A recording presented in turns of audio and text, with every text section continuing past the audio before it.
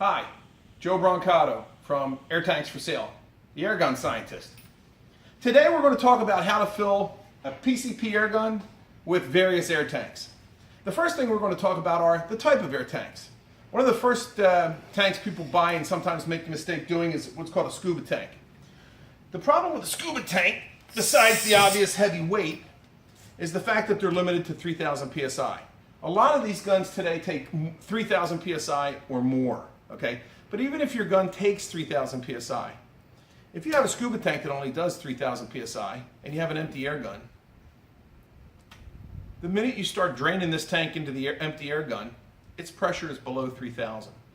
When they finally meet somewhere at an equilibrium, it's going to be below 3,000 on the very first fill. So that means you're going to get less fills each time. You'll never get a 3,000 psi fill. You'll only get partial fills. That's the major problem with a scuba tank.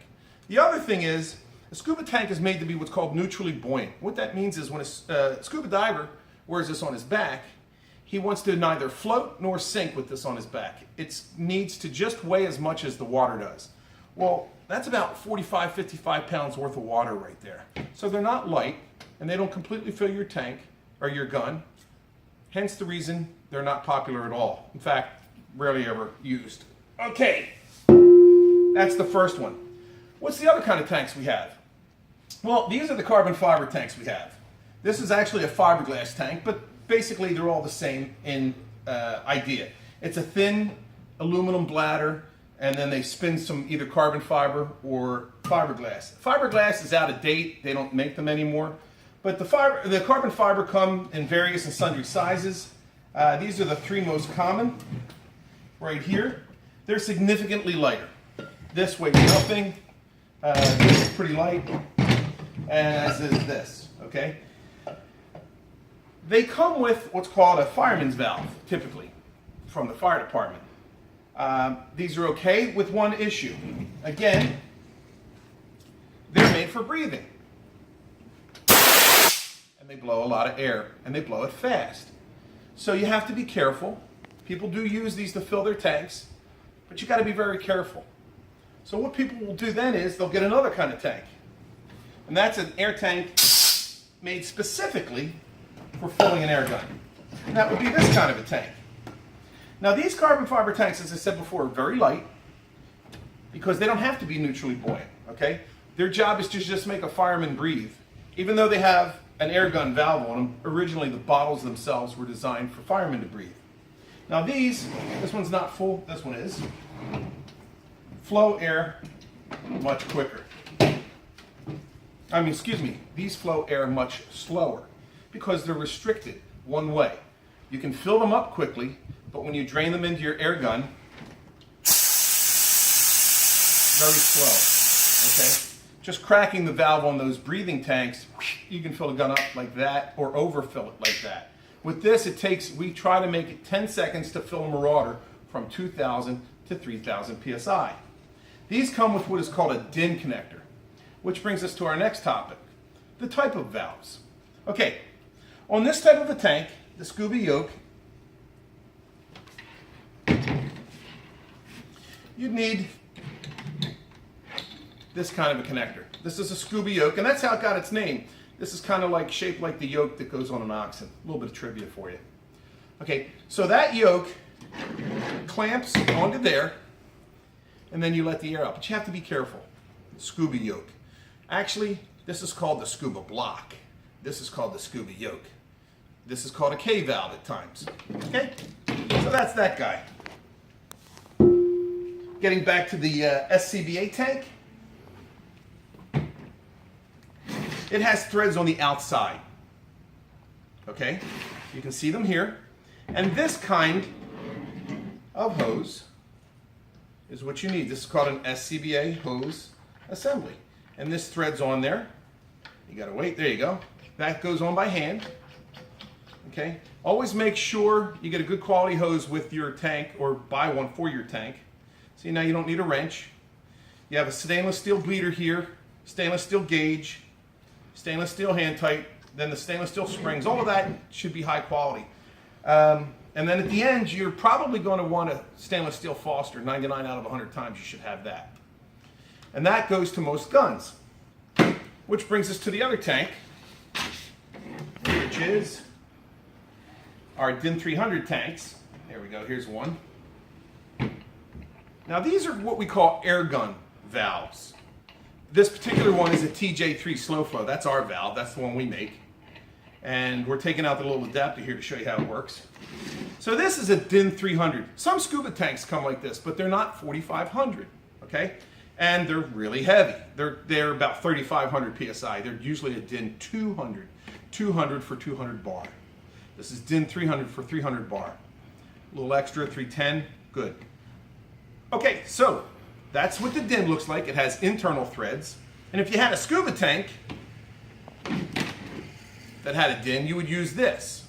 Now, scuba tanks don't have, like this one, don't have a valve, a gauge, a hose, or anything. So you would need it has a valve. You would need the gauge, the hose, and a bleeder. On these particular tanks,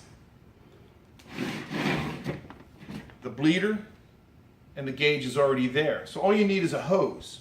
So there's a couple of ways you can do it. We do it this way, where we put this adapter, which is a DIN 300 by male quick disconnect, on. Then we just plug in the hose right here. And we always recommend you take off the hose when you're not using the tank. Why? Because if you drop the tank and it falls down, the hose gets caught, gets bent. Even with the good stainless steel strain relief, it'll still damage it after a few times. So we tell everybody just unclick it. In addition, the other nice feature is you can now fill it up in addition to a scuba shot, with this adapter, it allows you to fill it up at the paintball store. So now just about everywhere you can get it filled. Okay, next on the agenda. So we went over the types of tanks, the type of valves. Let's take a look at the numbers of fills from an air gun you got. Well, we already said that from the scuba shop, or the scuba tanks that are 3,000, you're not going to fill the tank up at all completely on your gun. It'll get to 29 maybe, or 2950, but it'll never hit 3,000.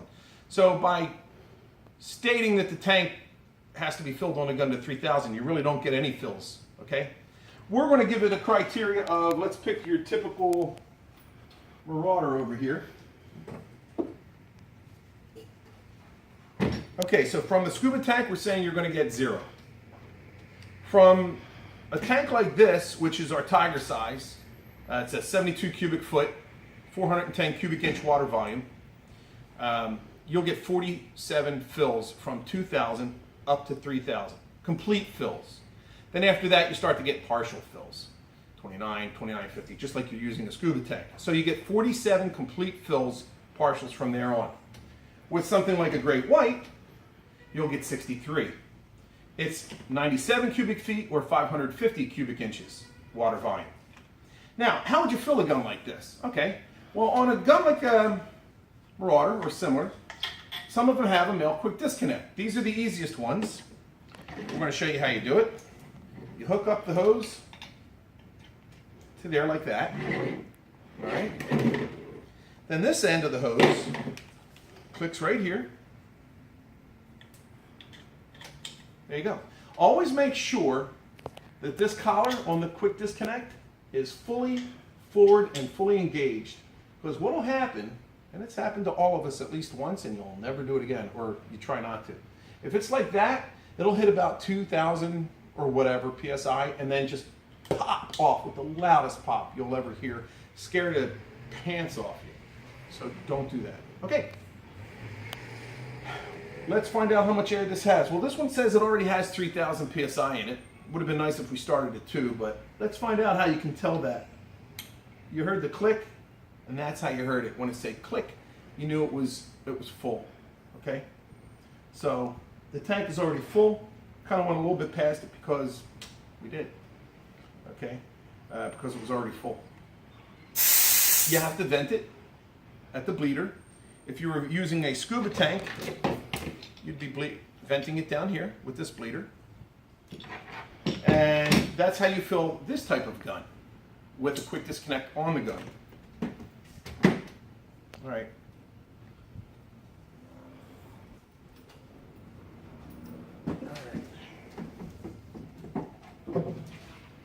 Another type of gun we would try to fill is a gun with a quick disconnect on it, with a male quick. Another type, one type of gun that we could fill has a quick disconnect already on the gun. These are the simplest and easiest ones to fill. Okay, so let's get this gun. This is my old trusty Theoben. You won't see these around made anymore, except for by Rapid, and they're newer. Okay, you connect the hose up to here. Always make sure you pull down the collar. If you don't pull it down the collar and fully engage, when you get to about 2,000 psi, it'll pop off and scare the pants off you. So always make sure the female quick disconnect is locked in and fully engaged when the collar is down, not up like that. Okay, so you push it on, and then you can either watch it click or you pull it forward. Okay, so let's see where we are in air with this. You'll hear it click. Oh, we left the bleeder open. Gotta shut the bleeder. Okay. Did you hear that click? That click showed me where the air was in the tank. Now it's slowly filling it up. We went 3,000. We shut it off. Okay? That's why you want to fill your gun slowly. You don't want to go past it. Now, you're physically unable to pull this off. If you did, it'd pop really loud. The vent has to be opened. Lets the air out. If you were filling it from a scuba tank, this would be the vent. Okay? So that's how we fill a tank that already has a quick disconnect on it. So we vented that. We close the vent for the next time. Next example we're going to show to you. Put that there. That's how we fill that type of gun.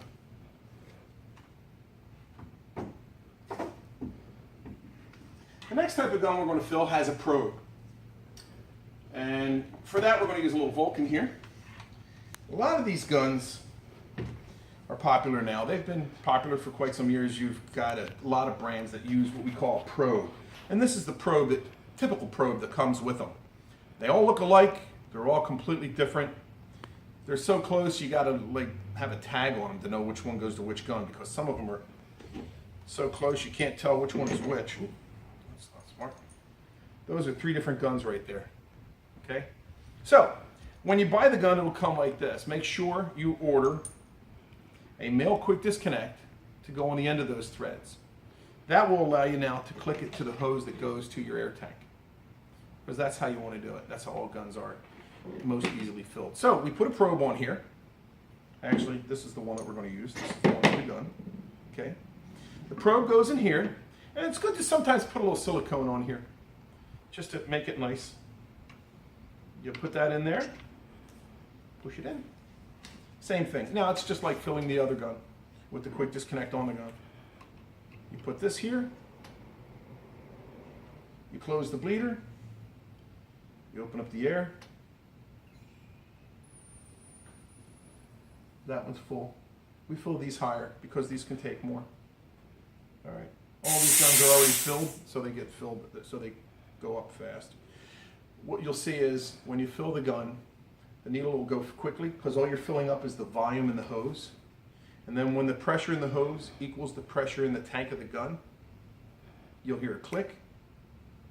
And at that point, they'll equalize and the air will go slowly in because it's a bigger volume now it has to fill. So it's kind of like filling up a glass and then a pool with a hose.